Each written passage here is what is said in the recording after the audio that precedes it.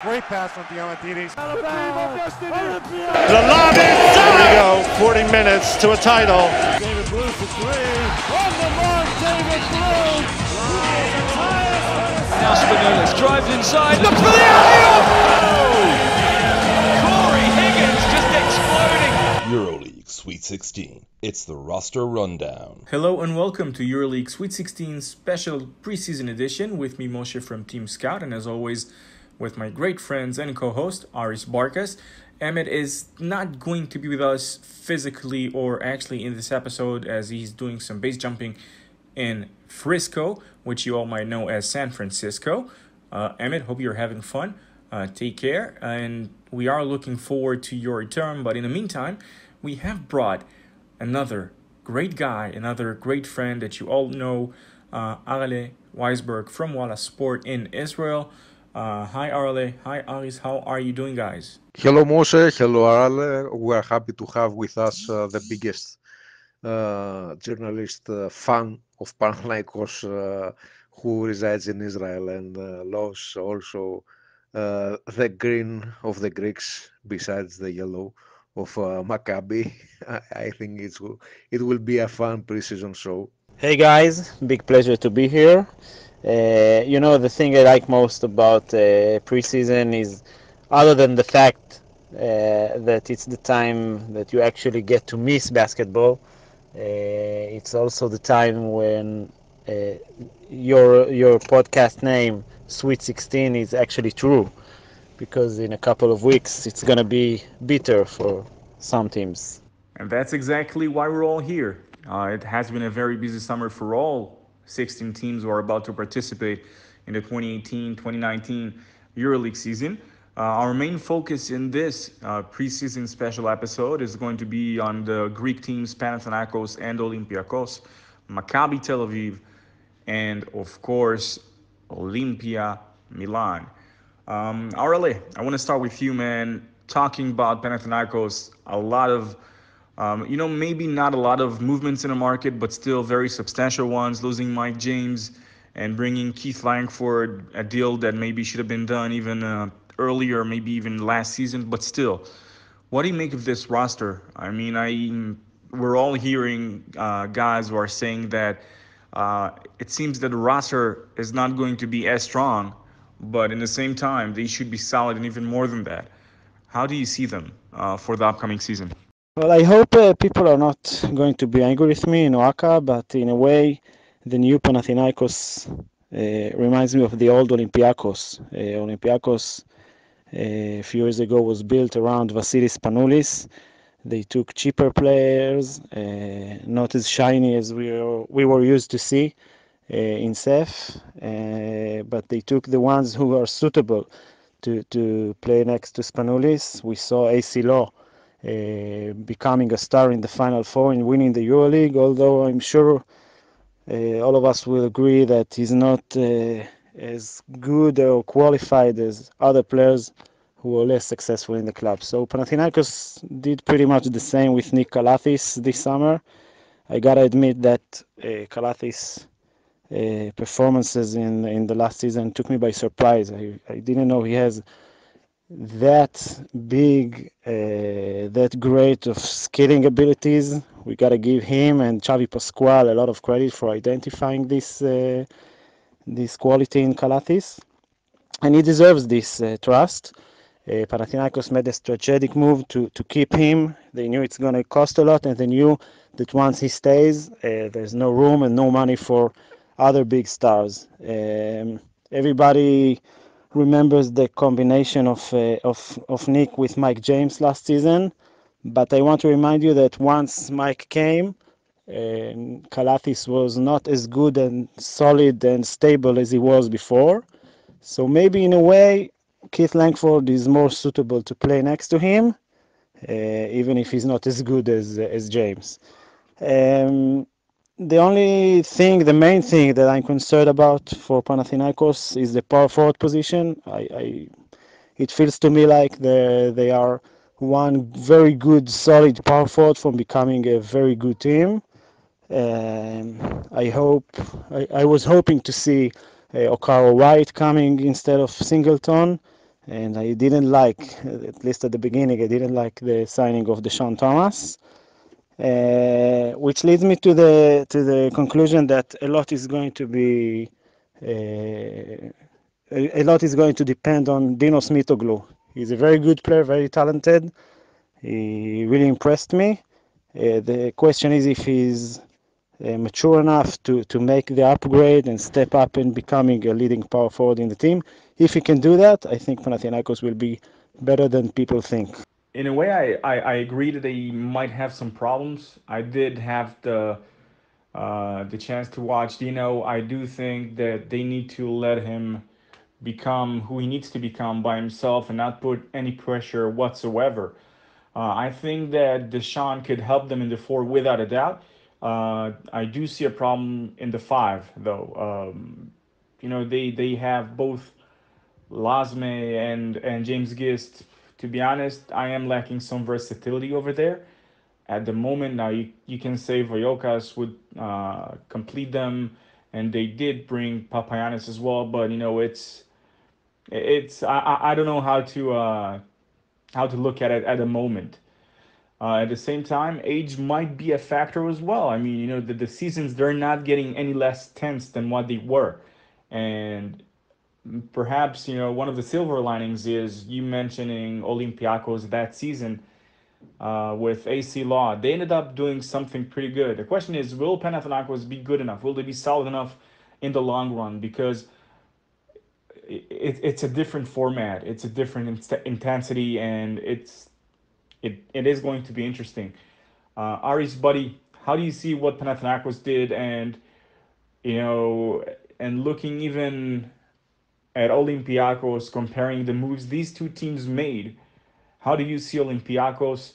Arale, same question to you as well. I'm gonna give you guys spoiler alert. I'm seeing Final Four contenders here, even title contenders. There, I said it. So, what do you think? I agree, Moshe. Both Olympiacos and Panathinaikos will be considered Final Four contenders. Having said that, Panathinaikos essentially replaced, and you can use as many quotes as you want in the word replaced, Mike James and Chris Singleton with Keith Langford and Stefan Lasme. They are both well-known players. They are veterans. They know what to do. But I'm not so sure that they can give to Panathinaikos the same things that both James and Singleton did give. And considering the fact that Langford can score, I'm referring especially to the versatility of Chris Singleton, which will be missed. Singleton was playing all three positions in the front line, depending what Panathinaikos needed. I don't see Lasme being able to do that with the same level of success. Of course, Lasme is arguably a better defender, but also this has to be proven. Still, I consider Panathinaikos starting from a better point compared to Olympiacos, not because Olympiacos has a worst roster or they have a bad coach. On the contrary, they have David Blatt, but David Blatt is essentially starting over, and they are building something new in Piraeus, and that may take time. Also, Olympiacos got good players in Lede, in Gos, in Tupan, in Tima, but they have to build chemistry. And some of those players, especially Lede, are not used to the EuroLeague level, so we will have to see how they respond to the challenge and what they bring on the table against the top EuroLeague teams. I don't know if Aral agree, but I think that Panathinaikos is pretty much what we already know, and it's Kalathis team. Olympiacos, of course, it remains Panoulis team. Of course, Printezis will have a prominent role, but we have to see what the new guys are really bringing in. I definitely agree about Panathinaikos being the team of Kalathis. I think that's what they intend to do in the first place, and that's the way they build themselves. But I'm going to surprise you. I'm not sure about Spanoulis and Olympiacos. Looking at David Blatt's history, knowing his philosophy,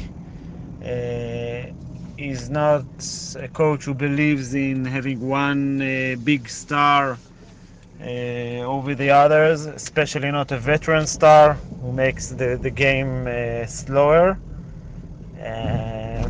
The thing that you saw with Scotty Wilbekin in Darussafaka being one man show is the exception of David Blatt's career.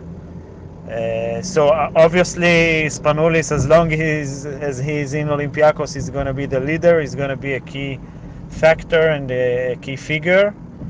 But I'm not sure that he's going to be as dominant as he was. And I think one of David Blatt's goals is to make Olympiacos a complete team, not being so up to Spanoulis. I think other players are going to get the keys as much as Spanoulis. And what about Maccabi? They changed a lot this summer after failing to make it to the playoffs. Will this be their year finally? The question about Maccabi is being asked for the last 3 or 4 years, but the answer keeps staying the same. Not a very good answer for the Yellow fans.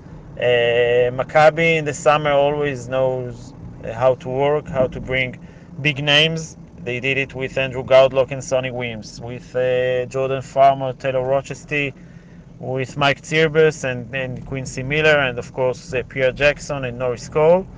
But somehow it didn't work. Well, not somehow. There were big problems in the chemistry and with the philosophy building the team. And in that area, in that field, I think Maccabi should do much better this year. The combination of Wilbekin with Jeremy Pargor is a very big question mark for me. We didn't get to see them play together in the preseason, so we didn't get any answers.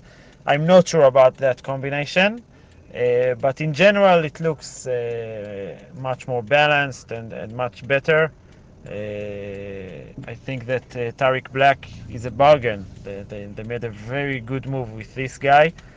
But you know, in the last 4 years, Maccabi didn't have even a single player in the front court who even managed to get double figures average in points. Black should do that, and if he does it, it will be much easier for them to go higher and make the playoffs. The thing about Maccabi in the coming weeks will be a character test, not only for the new players, but especially for the management, for Coach Spachia, for the fans, and even for the Israeli media. Everybody knows the pressure in Maccabi, especially after having so many unsuccessful seasons. But this time they have a very tough schedule. 6 of their first 8 games is going to be on the road, and the only 2 home games will be against CSKA and Real. So they might start very slowly, and they need to know how to handle it, not getting into too much pressure. And I think that's going to be the first test to see if Maccabi is really going to be dominant this year. This is going to be the test. No, I agree that there are some question marks regarding this team because, well, we have yet to see them play together as a cohesive unit due to the national teams window and some other personal stuff that happened. But at the same time, I do think that that they should do better than last year. They should strive for the playoffs, and obviously there are some questions also about specific position. But again, we first need to see them as soon as possible to fully understand the potential on this team. One thing is for sure, talent-wise, they should be more talented than last year in some positions. I do love Johnny O'Brien. I think this is a big steal. I mean, I knew what he was bringing to the table, but such dominance and such strength. I mean, you can analyze things from day in, day out, but until you don't really get a chance to see someone play with a group of guys. Like, for example, we didn't know how he's going to react in Europe. I mean, we knew who Johnny was, just like we know who Tarek is. And with that being said, I do think that it might take them some time, but they do have to hit the ground running. This is for sure when we're talking about this roster, especially because of what Arale pinpointed there with the schedule. The schedule could be hectic, and as Aris would probably agree, there is that thing that we coined on Sweet 16 that there's this 4-game losing streak, and the teams that have made it. I mean, in the last couple of years since we started checking all the stats, there was only one team to actually have a 4-game losing streak and ending up not making it, and actually ending up making it to the playoffs, and that was David Blatt's Darushafaka, and that was on the expense of Red Star. So again, it's there's almost, I mean, team needs time, but at the same time, we can say that there isn't that much of it in this new format of the EuroLeague. So they would definitely have to hit the ground running. That's about Maccabi, anyways. Aris, I have a question for you about the preseason. We saw no less than 6 players of Maccabi being absent from the preparation due to national teams obligations, such as Scotty and Zusman and Levy and Roll. And bottom line, we really have to ask, how bad do you think that this hurt the preparation? Because obviously we saw teams essentially bringing guys on, like, camp deals, which is relatively new, at least to the extent that we've experienced. So how do you think it affected, Maccabi, and not just, even the entire continent when you're about to start such a hectic season? I think that the situation that you described is probably a given for most, or at least many EuroLeague teams, because they had players that were missing during the preparation time. Baskonia even put the whole training camp on hold because they didn't have players to train. So this is something that happens, and this is something that the teams are living with it. Of course, this may end up being the reason for some sloppy basketball, at least in October, but on the other hand, talent is talent, and always when you have a new team, it's a work in process during the first part of the season. This is just one more variable in the whole acquisition, but in the big picture, I don't think that it's such an issue, because we have seen this in too many teams. If it was just 1 or 2 teams that had this problem, then it will be something of real concern. Now it's just part of the growing pains in creating a new team and a new roster. When I was mentioning the character test that Maccabi is having this season, I was speaking about these kind of things. As soon as Neven Spachia landed in Israel for the beginning of the practice, he complained about this thing with the national teams, and he was right. But Maccabi has a good team, and despite having 6 players out, it's not only their problem, it's everyone's problem. Panathinaikos was without 6 players, Olympiacos was without 7 players, Baskonia was without 11 players, and they completely stopped their training. Fenerbahce was without 7. I can go on, but you see that most of EuroLeague teams had this number of players being out in the middle of preseason. Of course it hurts, but it hurts everyone. Everyone has the same problem. Maccabi and Chimki were the last teams to participate in preseason games. If Maccabi knew about the problem of national teams, they could have started practicing a couple of weeks earlier, like, for example, Baskonia did, like Anadolu Efes, but they didn't, and it's okay. It's a matter of thinking. I know that Jelko Obradovic told Kostas Lukas, don't even come for the beginning of practice, just join us on September 20 after you finish with the Greek national team. But you can't complain on a problem that everyone has it. Of course, there is a problem. Of course, players suffer. Of course, coaches suffer, and the EuroLeague suffers. But if everyone suffers from the same thing, then nobody has an advantage. Guys, moving on to Milan. I guess it goes without saying, perhaps one of the fastest backcourts in the EuroLeague, if not the fastest. Some continuation within the roster, of course, the coaching staff that continues, and still quite a few question marks that still remain. Starting off with whether they will all be able to coexist on a court at the same time. Uh, will this be a glorious success or a colossal failure? Obviously, questions still remain to be answered. But what did you make of Milan so far? Like, to be honest, I was impressed with some of their signings. Uh, Preseason was rather nice, rather nice. Though, come on, will the Milanese tradition from the good old days of the 80s, will it be resurrected, or are we just going to see, same old Milan? Well, I gotta admit that I can't put my money on this team because of their tradition. You spoke about tradition. They always sign great players and they always do nothing. And I'm not sure that Maccabi, Milan, Efes, and Barca are all going to bounce back at the same time this season. At least one or two must fail.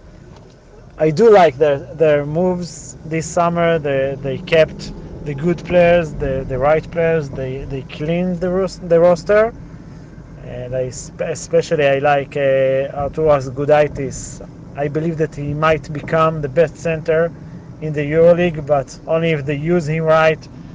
It's a shame to see him finish games with 16 and 19 minutes. I think it's a waste. Although Tarchevsky is a great player, I think the starting center and the most valuable center must be Gudaitis. And if they use him right, I think it might be a key factor. Well, Milan, I think it's gonna be one of the dark horses. If you want to put a reasonable bet on a team that will make it to the playoffs and even be a Final Four contender, I think that Milan might be your preferred choice. They have really started strong in the preseason. Mike James is playing amazingly, and the duo between Nemanja Nedovic and Mike James can prove to be quite special.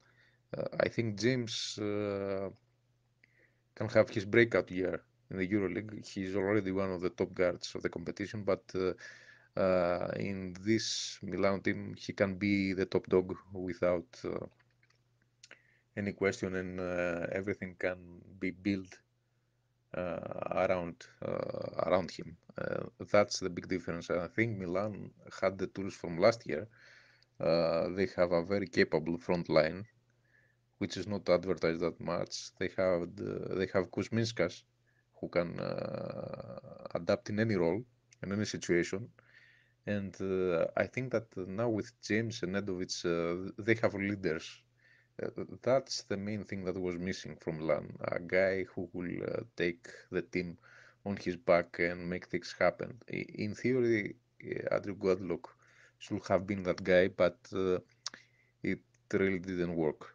Even though in the last part of the season in the Italian league, he did an amazing job.